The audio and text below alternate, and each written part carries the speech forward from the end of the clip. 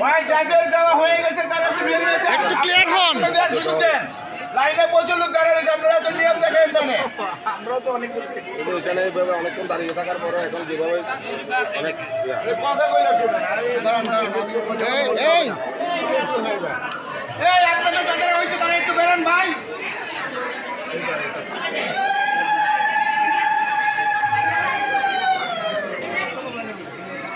এনে যেই লোকগুলো দেখতেছে এই লোকগুলাই একটা লোক দাদা